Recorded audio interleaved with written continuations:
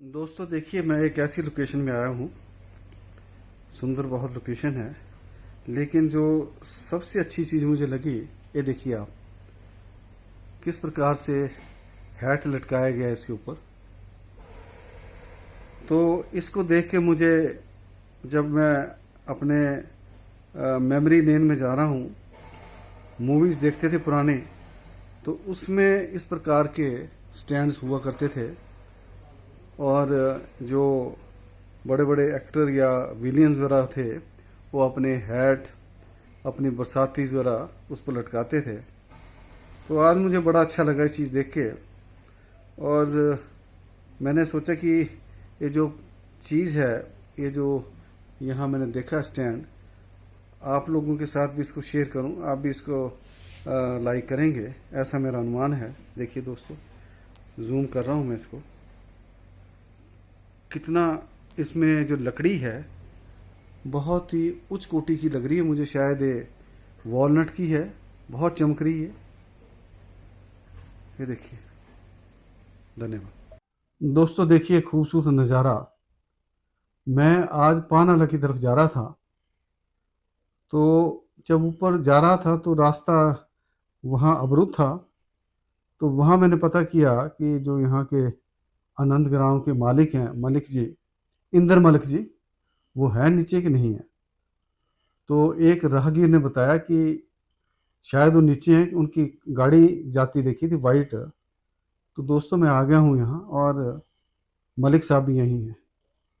मलिक साहब नमस्कार। नमस्कार जी। और सर कैसे हैं आप? बहुत बढ़िया सर। अच्छा, बड़े दिनों बाद मुलाकात हुई देखिए आपसे। हाँ, मौसम ऐसा रहा ना, हाँ मौसम ऐसा रहा, रास्ते बंद रहे। जी जी जी जी। तो मलिक साहब देखिए, मैंने अपने दर्शकों से वादा किया हुआ है कि जहां भी मुझे कोई अच्छी चीज लगेगी, गुणकारी लगेगी, वह उनके साथ मैं साझा करूंगा। Thank you.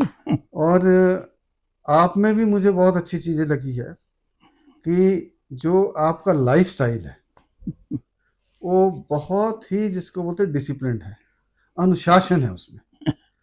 तो मुझे अपने दिनचर्या के बारे में बताइए कि किस प्रकार से आपका दिन शुरू होता है। और पहले मेरे दर्शकों को ये बता दीजिए कि इसमें आप की आयु कितनी है। मेरी एज इस वक्त 83 है जी।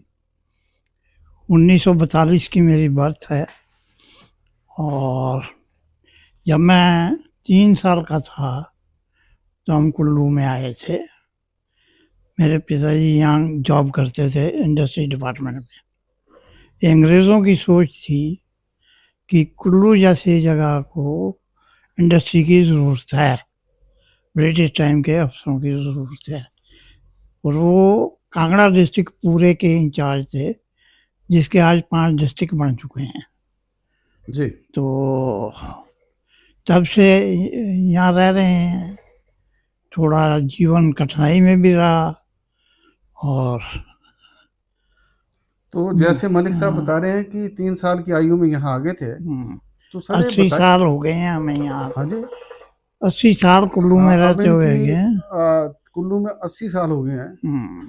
तो सर आप कुछ पुरानी यादें बताइए मेरे को कि किस प्रकार से आपने बदलाव देखा, कहाँ आपका स्टडीज वगैरह हुई, किस प्रकार से आपने साम्राज्य स्थापित किया, इस बारे में मेरे दर्शकों को बता दीजिए। आप पुराने उसमें चले गए हैं आप।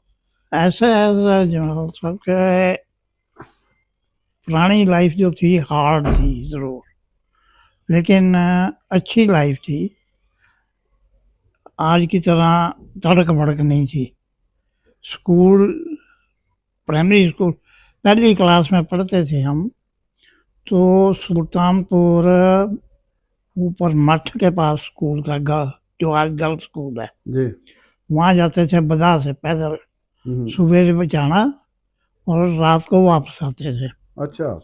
फिर दूसरा स्कूल माहौल में था, बदा से माहौल जाना। जी जी। माहौल भी ऊपर गांव में जाके स्कूल था।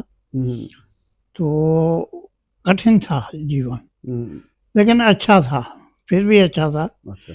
माँ बाप बड़े बेफिक्र होते थे कि हमारा बच्चा गया हुआ है, रात के 8 बज गए पहुंचा क्यों नहीं। कोई ऐसा नहीं था। कोई उस वक्त गाड़ी नहीं थी, साइकिल नहीं होते थे, पैदल चलते थे, तो लाइफ अच्छी थी। उसके बाद यहाँ स्कूलों की कमी थी, मैट्रिक तक स्कूल था, लेकिन हमारे को जाना पड़ा क्योंकि जहाँ जहाँ फादर की पोस्टिंग होती थी पिताजी के हमारे, वहाँ वहाँ जाते थे, तो ज़्यादा लाइफ हमारी पंजाब में गुजरी है। तो वैसे तो कुल्लू ही पार्ट ऑफ पंजाब था हमारे एक टाइम में, तो 65 में हिमाचल में आया, तो सस्ता ज़माना था, पैसा कम था, लेकिन हर चीज़ साफ़ सुथरी मिलती थी, जो आज के ज़माने के हिसाब से हम समझते हैं कि बहुत अच्छा था। आज पैसे की वैल्यू जबकि देखा जाए मेरे हिसाब से कि उस टाइम में चीज़ों की कमी थी, हर चीज़ की कमी हो जाती थी, अकाल पड़ जाते थे, अनाज नहीं मिलता था, कभी टिड्डी दाल आ जाना, कभी कुछ हो जाना, अनाज की कमी थी। लेकिन जब से 50 सॉरी आपका ये निकल गया, एक मिनट ये निकल गया यार, कोई नहीं, एक मिनट कान पकड़िए, को नहीं। एक मिनट। तो आज जो हमने प्रोडक्शन इतनी बढ़ गई है कि हमारे पास अनाज भी सरप्लस है। जहाँ पहले एक खेत में एक मन गेहूँ होता था, आज 10 क्विंटल हो रहा है। जी जी जी। तो फिर भी हम ये सोच के परेशान होते हैं कि ये महंगाई फिर इतनी क्यों बढ़ गई है। उस वक़्त 61 में मैं कॉलेज कंप्लीट करने के बाद आया, तो यहाँ जॉब के लिए गए, तो टीचर की जॉब, क्लर्क की, जेई की जॉब में 110 रुपये मिलते थे महीने के। जी। और जब हम स्कूल में पढ़ने गए थे, कॉलेज में पढ़ने जाते थे यहाँ से, तो हमारे को 50 रुपये महीना मिलता था।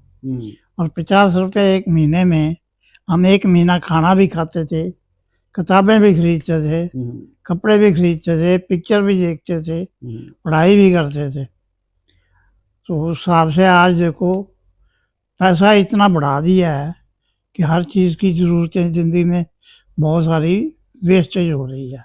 अबे देखिए दोस्तों, मलिक साहब ने अपने पुराने उसमें बातें बताई हैं कि किस प्रकार से समय जो था सस्ता था, चीज़ों की कई बार किल्लत भी हो जाती थी, अकाल भी पड़ जाते थे, टिड्डी दल आ जाते थे, लेकिन फिर भी जो जीवन था बड़ा खुशहाल था।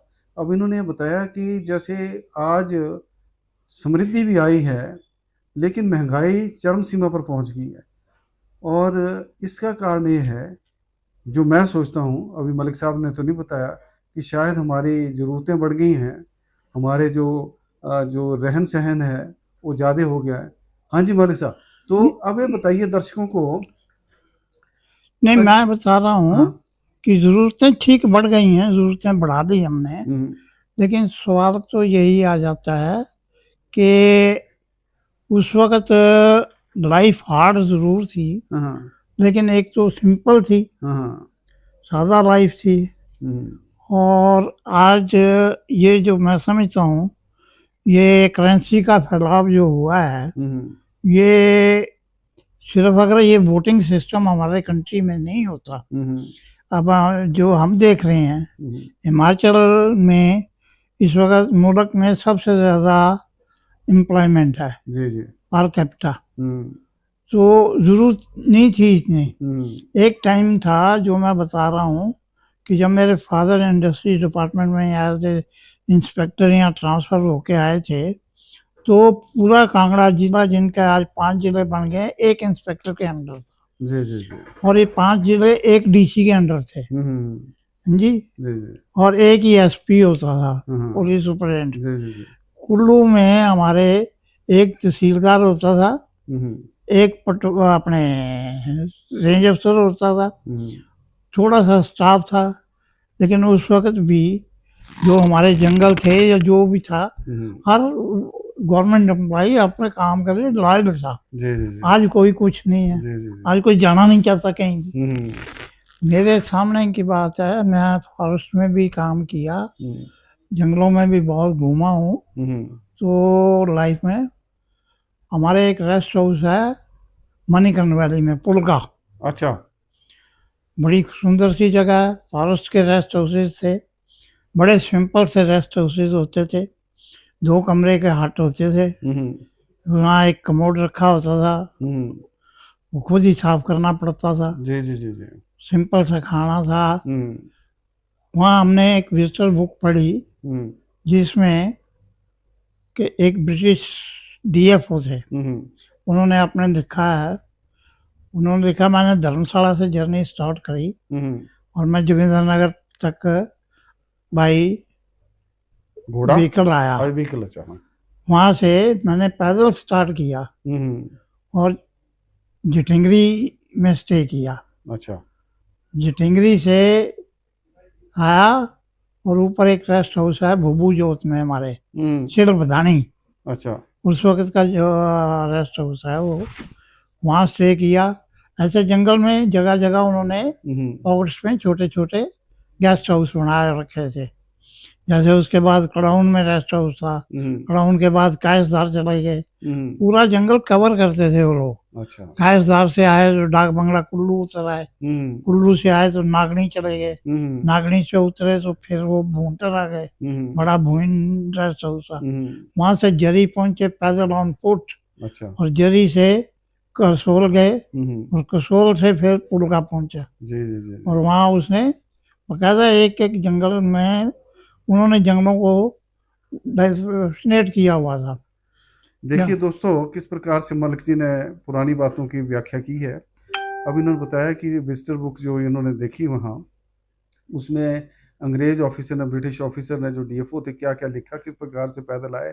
और दोस्तों यही कारण है कि जो भी रेस्ट हाउसेज हैं इनके, या हट्स कह रहे हैं, इंस्पेक्शन हट्स, बहुत ही पिवटल पोजीशन में, बहुत ही सुंदर जगहों पर है। ये तभी संभव था क्योंकि वो पैदल चलते थे, खुद मुआयना करते थे। और उस इन्होंने बोला कि उसमें जो जो स्टाफ था बड़ा कम था, लेकिन फिर भी जंगल बचे हुए थे। हाँ जी सर, आगे। तो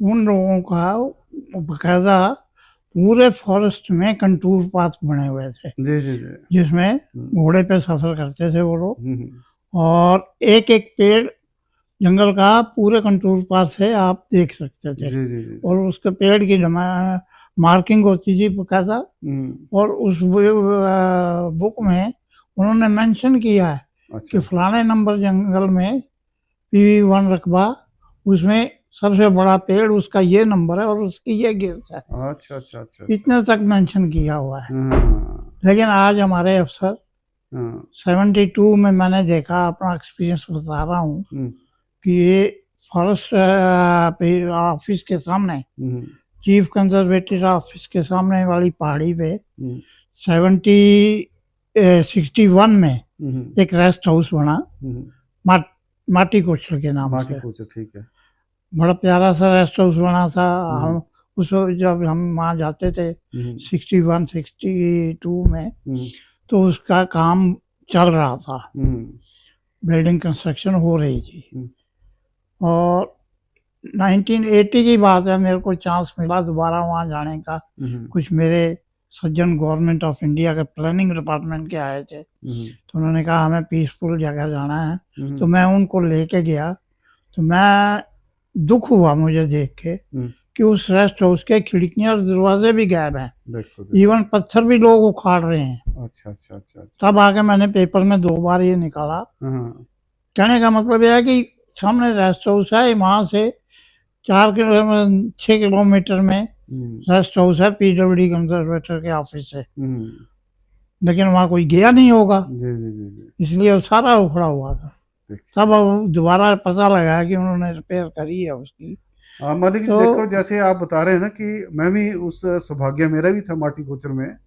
अब वो जो रेस्ट हाउस है, वाइल्ड फ्लावर, जो वाइल्ड मतलब कि है ना, फॉरेस्ट का wild wild life, wild life wing है, उनके पास है। तो जब मैंने डीएफओ साहब से बोला था कि उसका इंस्पेक्शन मैंने ठहरना है, उनका नाम पता नहीं शर्मा थे या राणा जी थे, कौन थे, तो उन्होंने बोला सर हम थोड़ा रिपेयर वगैरह करा रहे हैं, 2 कमरे हैं और एक ड्राइंग रूम और डाइनिंग है, तो उसको फिर थोड़ा सा ने रेनोवेट किया है। तो अब अगर आप जाएंगे तो शायद तो उससे अच्छी स्थिति मिलेगी। और सर आप अब बताइए, पुराने उसमें मतलब बातें आपने बहुत अच्छी बताई। अब जैसे आप 83 मतलब कि कंप्लीट करके 84 में रन कर रहे हैं, और मैं जैसे कि आपको जानता हूँ, जैसे आपका जो लाइफस्टाइल है, और अब इसके पीछे कोई ना कोई तपस्या होगी, डिसिप्लिन होगा, अनुशासन होगा। तो मैं अपने दर्शकों के साथ आपके अनुभव शेयर करना चाहूँगा कि किस प्रकार से।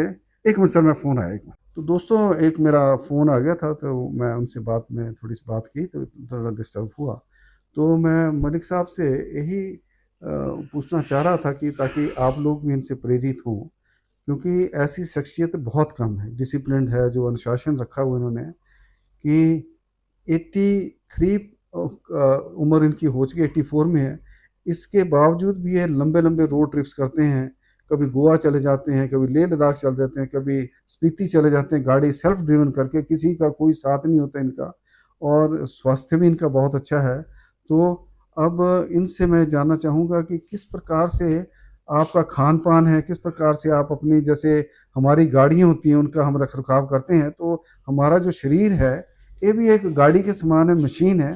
तो इनसे मैं पूछना चाहूँगा सर जी से कि सर, आप जो आपका जो मशीन है, जो शरीर की मशीन है, इसका किस प्रकार से रख रखाव करते हैं कि इतनी 83 कंप्लीट करने के बाद भी बहुत एक नॉर्मल लाइफ जी रहे हैं। सर ऐसा है कि आदमी की सोच पे बहुत डिपेंड करता है। मैंने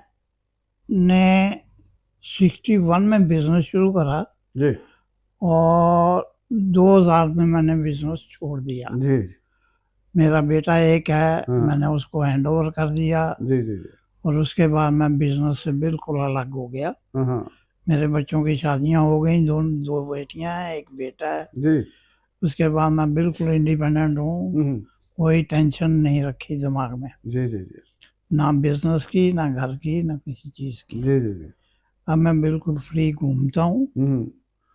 खाने पीने का मेरा कोई रूटीन नहीं है, अच्छा मैं हर चीज़ खा लेता हूँ। अच्छा खाने का मेरे को शौक भी है, वेज नॉन वेज सब खाता हूँ। जी जी जी पकौड़ों का बड़ा शौकीन हूँ, अच्छा अच्छा, समोसे का बड़ा शौकीन हूँ। क्या बात है, क्या बात है। तो अच्छा, खाने शाम पीने का कोई परहेज नहीं है। नहीं, शाम को 2 ड्रिंक जरूर लेता बहुत हूँ। बढ़िया, बहुत बढ़िया सर।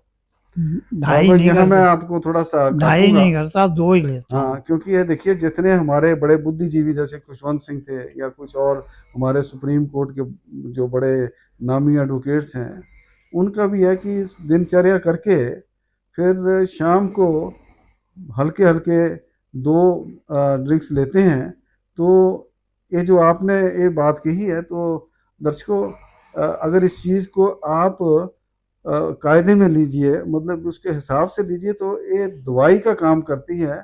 और आपका जो भी दिनचर्या में कोई थकावट है या कोई ऐसा है, तो एक आपको पूरा तरह से ये आपको आराम देगी और आपको अच्छी नींद आ जाएगी। जैसे मलिक साहब ने देखिए अंदरूनी बातें बताई, किस प्रकार से पर्दा रखा, क्योंकि मैंने बताया कि भी दर्शकों से आप बताइए, ताकि वह भी अपना जो जीवन है, कि इन्होंने सबसे पहले बताया कि 61 से शुरू किया था, और 2000 में मतलब कि इन्होंने कारोबार, अपना बिजनेस जो साम्राज्य बनाया। मैं बताना चाहूँगा कि इनका जो आनंद इंडस्ट्रीज़ है फर्नीचर की, तो नंबर 1 है हिमाचल में।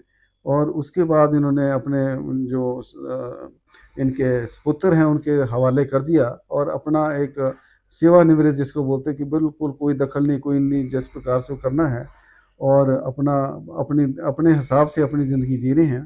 तो अब इन्होंने बताया कि खाने पीने में कुछ नहीं, अगर कई बार सोचते हैं ना कि जी हमें नहीं खाना, वो नहीं खाना, तो इनकी बात से लगा कि हर चीज़ खा लो आप, नॉन वेजिटेरियन वेजिटेरियन, लेकिन थोड़ा सा कायदे से खाइए। किसमें खाना, अब इन्होंने ड्रिंक्स की बात की 2, अब इन्होंने साफ बोला कि 2 से ढाई नहीं होगा।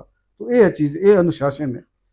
तो मैंने ड्रिंक्स जो 10 जून 1972 से शुरू करा था, अच्छा, और आज तक ले रहा हूँ। हाँ हाँ मेरा मुश्किल से मेरा ख्याल है कि इतने दिनों में 15 या 20 दिन ऐसे होंगे जिस दिन मैंने ड्रिंक नहीं नहीं करा लिया। होगा। अच्छा अच्छा लेकिन खाने का है, खाना मैं हर किस्म का खाता हूँ, लेकिन लिमिट में खाता हूँ, हाँ ये है। बहुत लिमिट में। जी जी जी।